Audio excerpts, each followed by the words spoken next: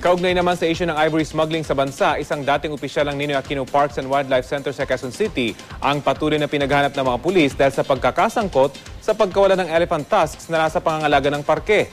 Narito ang aking report.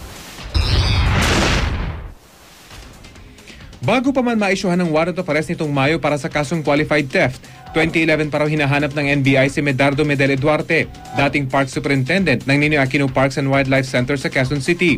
Sa ilalim kasi ng kanyang pamumuno, nawala ang karamihan sa nakumpiska mga elephant tusks ng Bureau of Customs noong 2009 na inimbak sa parke.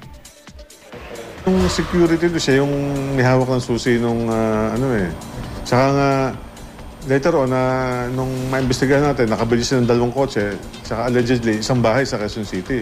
Security guard lang to. Pero sa laki ng halagang sangkot sa elephant tusk smuggling, posibleng di lang daw ang dating park superintendent ang nasa likod ng hinihinalang nakawan.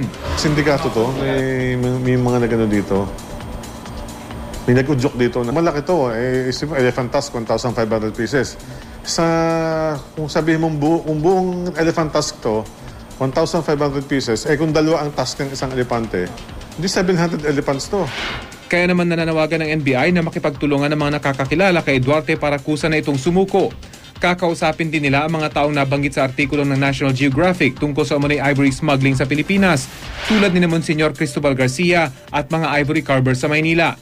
Pero sa Cebu, bigong makapasok ang mga taga-DNR Region 7 sa Archdiocesan Shrine of Jesus Nazareno na pinamamahala ni Monsignor Garcia para imbestigahan sana ang kanya raw ivory collection.